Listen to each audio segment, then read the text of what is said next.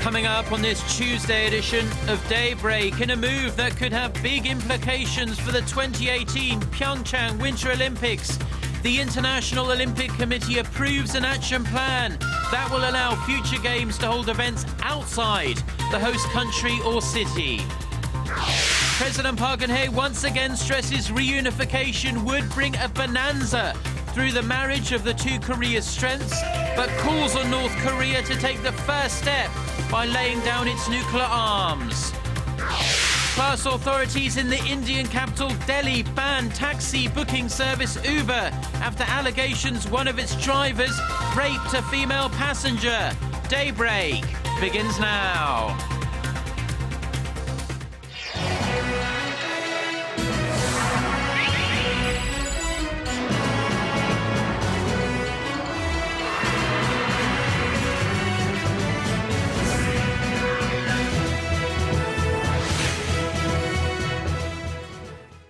Hello and thanks for joining us. To our viewers around the world, it's 6 a.m. on Tuesday, December 9th here in Seoul. I'm Mark Broome and you're tuned in to Daybreak. Now, it's one of the most significant shake-ups in its history. The International Olympic Committee has approved a measure to allow some events to be held in other cities or even other countries. The move is part of a package of reforms dubbed the Olympic Agenda 2020. Meeting in Monaco on Monday, the IOC said the new measures would help slash the cost of bidding and encourage more countries to make bids to hold either the Winter or Summer Games. The decision could impact Korea and more specifically the 2018 Winter Olympics that are going to be held in Pyeongchang. The Korean alpine town will be offered the option of moving potentially expensive events like bobsleigh, luge and skeleton to another country. The IOC will also scrap its cap of 28 sports in the Games. This means sports that are popular, like baseball, softball and squash, could make a comeback in time for the 2020 Tokyo Olympics. And staying with the IOC's plans and their potential implications for Pyeongchang 2018, with speculation swirling the Korean town could look to share some events with other countries to keep costs down. President Park Geun-hye has come out and said it would not be an acceptable option. Meanwhile, the Pyeongchang Organizing Committee says it will resist any move to pressure it to move any events outside of the city and the country. The governor of Gangwon-do province, where Pyeongchang is located, says it would actually be impossible to change event venues now anyway, as construction on 6 new stadiums has already begun. Now, in other news, President Park Geun-hye has once again been hailing the potential benefits of a unified Korea, saying it would be a bonanza not only for the Korean peninsula, but the entire world. Our Choi Yuson reports. In an era where countries are mutually dependent and intertwined like a spider web, President Park Geun-hye says North Korea's nuclear development is a grave threat to peace not only on the Korean peninsula and in Northeast Asia, but to the entire world. At the annual World Policy Conference in Seoul Monday, the South Korean president referred to a trust politic plan which seeks to build trust, expand non-political exchanges and economic cooperation with the North, then in Northeast Asia and beyond across Eurasia. President Park, however, said Pyongyang should also take the initiative for laying down its nuclear arms so that the international community can help with its economic development. As for Korea's complex relationship with China and Japan over historical and territorial differences, the Korean leader said that 3 countries can do so much more together in areas such as nuclear safety and tackling climate change, similar to a multilateral process in Europe. And then came her vision to connect Asia and Europe by constructing energy and logistics infrastructure to spur regional growth and restore stability. President Park also shared her belief that a reunification of the two Koreas would be a bonanza for all of humanity. 특히 한반도의 평화 통일은 평화와 번영의 새로운 동북아 시대를 열고 유라시아를 넘어 세계 평화와 안보를 위한 글로벌 거버넌스 강화에 중요한 기여를 할 것입니다. The three-day forum will also address global issues, including the crisis in Ukraine and the threat of Islamic State militants in the Middle East. 최유선, Arirang News. Now, South Korea's unification minister, Ryu Kil-jae, has begun a week-long trip to the United States that will see him make stops in Washington, where he is now, and Los Angeles. For more on how his agenda is focused on policies related to North Korea, Hwang Sang-hee reports. In Washington, South Korean Unification Minister Ryu Kil-jae will meet with senior officials, including Under-Secretary of State for Political Affairs Wendy Sherman and lawmakers vocal on North Korea issues such as Ed Royce and Marco Rubio.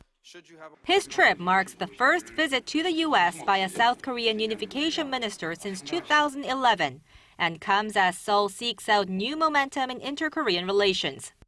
A senior South Korean official told reporters that the government must actively consider incentives for North Korea to resolve the issue of war-separated families who are now in their 80s and 90s.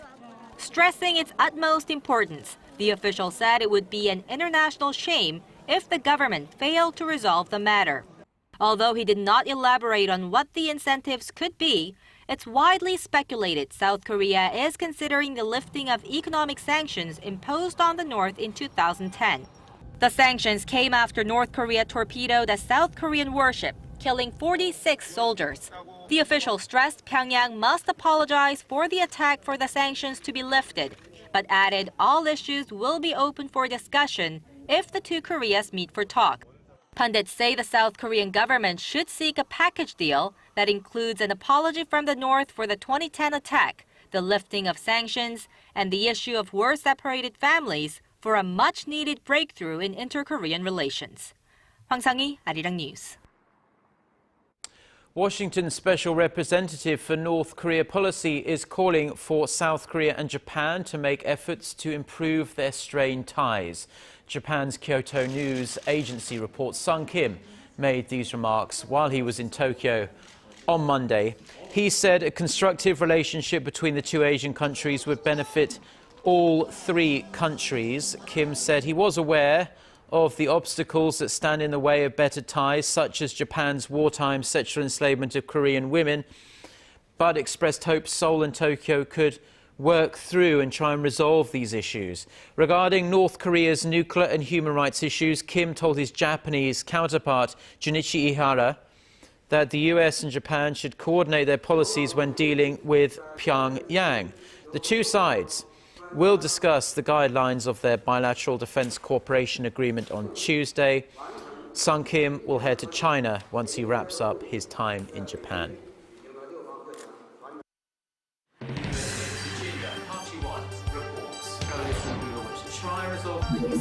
We start before the sun rises to bring you the latest stories out of Korea.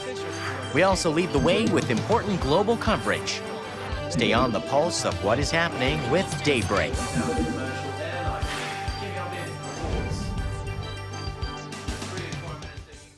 Now, with household debt piling up to record highs seemingly by the month, financial regulators are seeking ways to try and control it somewhat, while at the same time promoting domestic consumption. Government policymakers have been urging the Bank of Korea to cut its key interest rate one more time. It's already at a record low, following 2 rounds of cuts this year to try and bolster domestic demand. But the central bank has expressed concern that such expansionary monetary policies could cause the debt problem to spin even further out of control.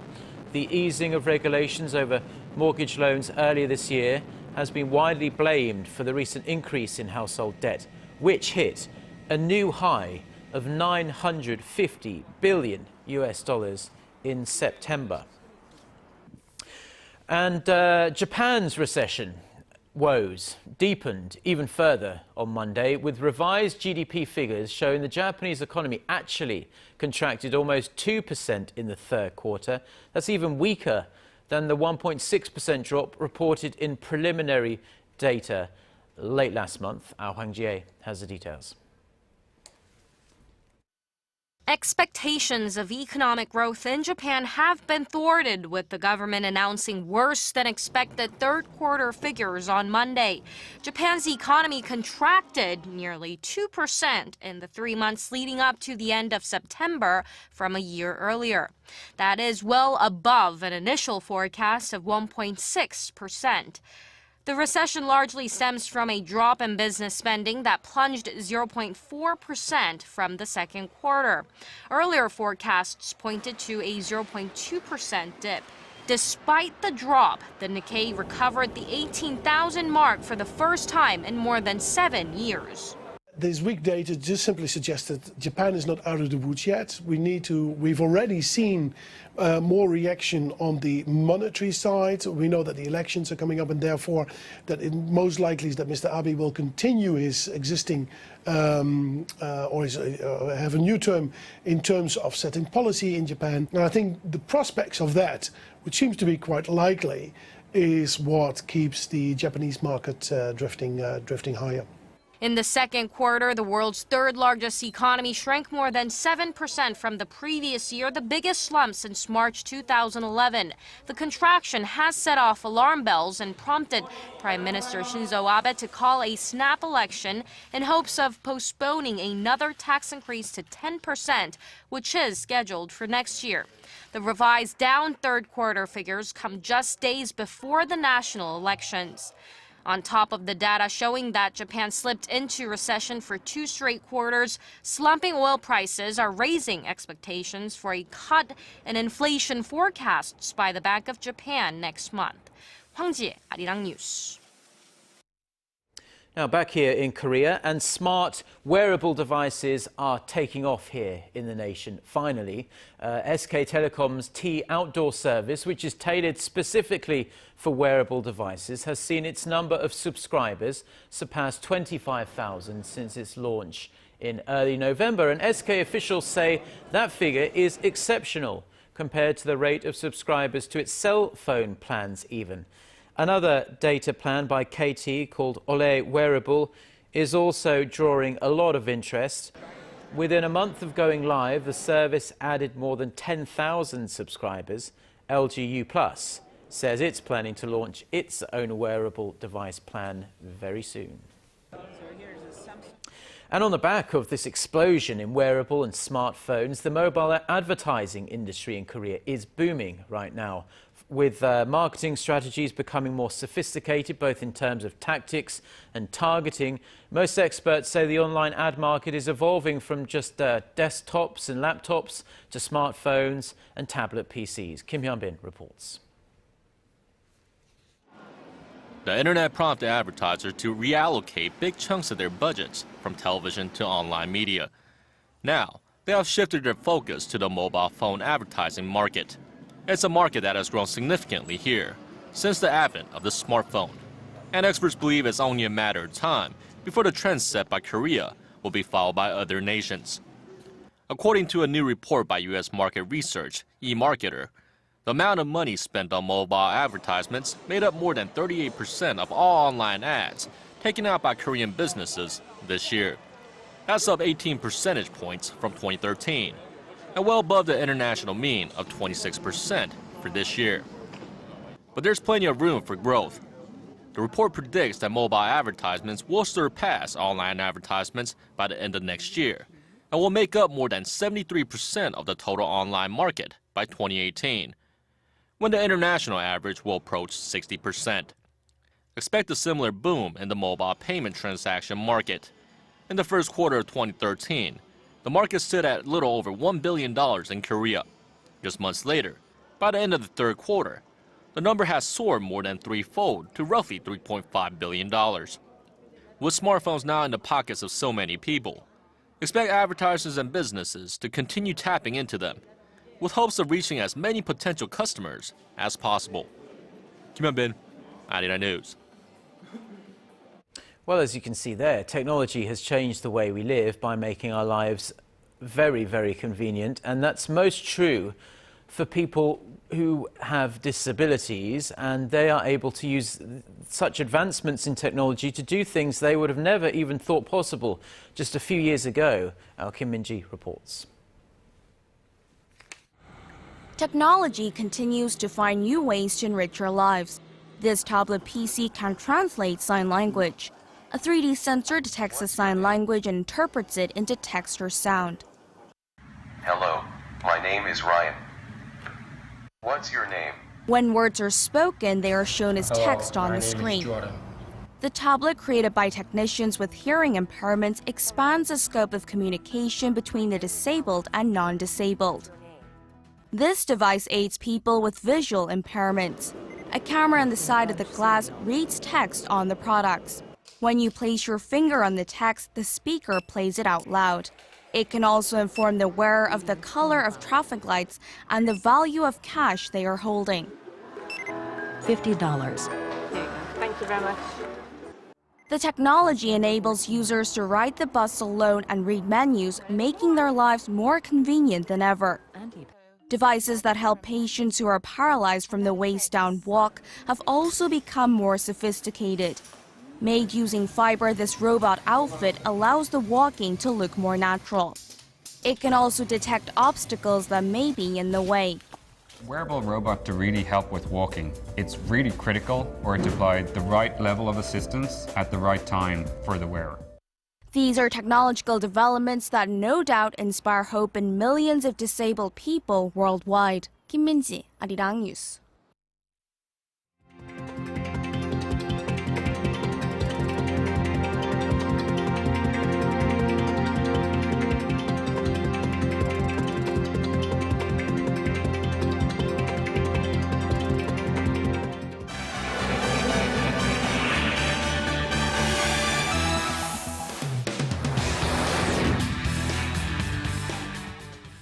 Well, it's time now for a look through the global headlines we're following this Tuesday morning here in Seoul. For that, we turn to Eunice Kim, standing by at the news center. Good morning, Eunice. And good morning to you, Mark. Here's an update to a story we brought you yesterday. Mobile app car service Uber has been banned in India's capital of New Delhi after police arrested one of its drivers accused of rape.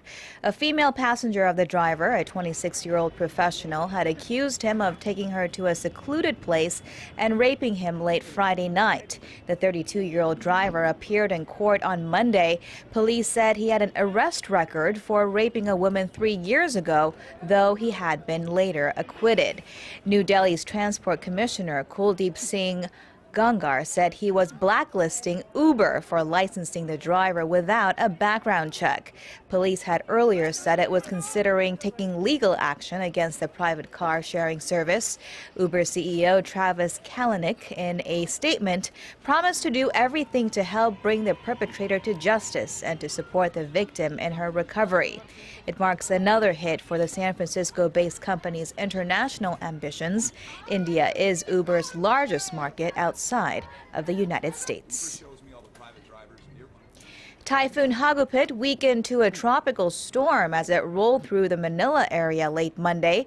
The Philippine Red Cross said at least 21 people have died from the storm, including 16 people in the city of Borongan, near an area where the typhoon had made landfall Saturday evening. As thousands of people moved to evacuation centers in the capital region, schools were suspended and the stock market closed, particularly as a high tide was to coincide with the storm, raising concerns for flooding. In its early assessment, the Philippine Red Cross said Hagupit damaged some 980 homes. The United Nations is appealing for a record $16 billion to finance its humanitarian operations next year. Undersecretary General for Humanitarian Affairs Valerie Amos said the growing scope of need was unprecedented and outpacing the organization's capacity to respond. She added that the UN's top priorities in 2015 will be the crises in the Central African Republic, Iraq, South Sudan, and Syria, accounting for more than 70% of the funding sought. More than $7 billion of it is earmarked to go to refugees displaced by the Syrian conflict, as the World Food Program last week warned it would have to cut food rations to Syrian refugees due to lack of funding. China's former security czar Zhu Yongkang will be tried for a range of serious crimes marking the most senior official ousted for corruption since 1949. The charges include taking bribes, adultery, and leaking state secrets. The move comes as Chinese President Xi Jinping has declared a 2-year anti-corruption crackdown. Beijing announced late Friday that Zhu had been expelled from the Communist Party of China and arrested. If found guilty, the former member of the elite Politburo Standing Committee could get a suspended death sentence, according to law experts.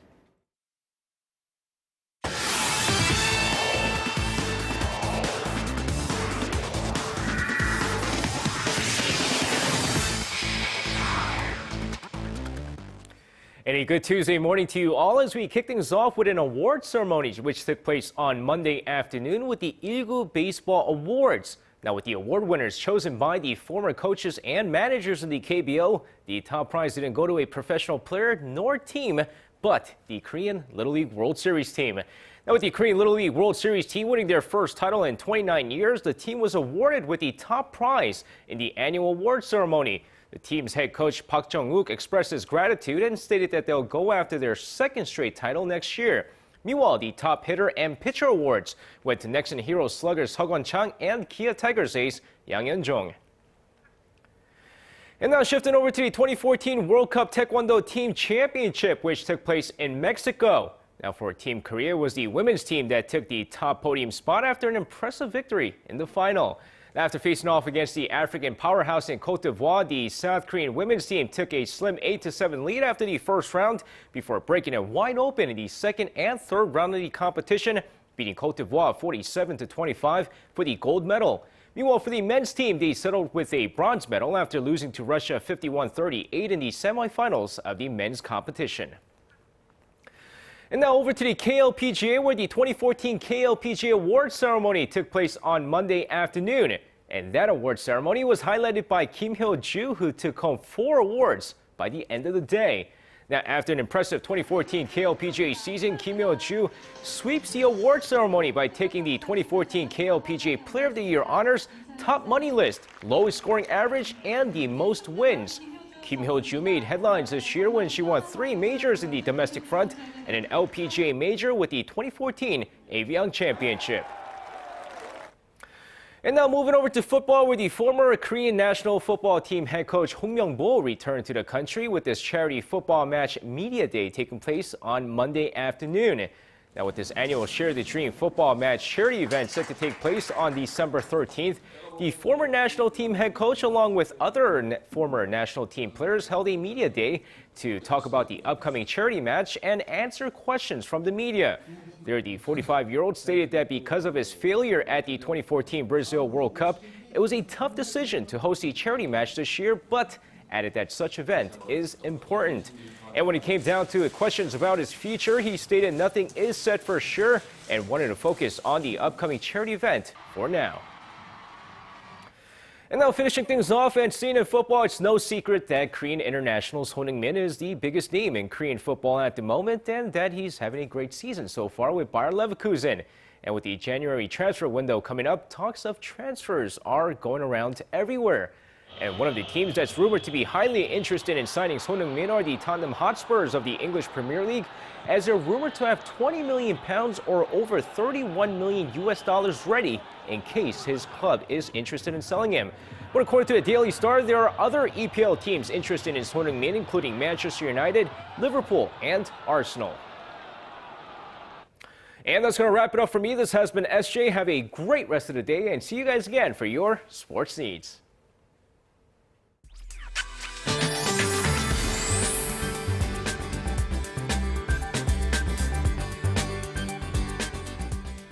Good morning. Well, plenty of sunshine is in store across much of the country today, but dry weather advisory has been issued here in Seoul and other parts of the nation, so be sure to drink plenty of water and apply a good amount of moisturizer.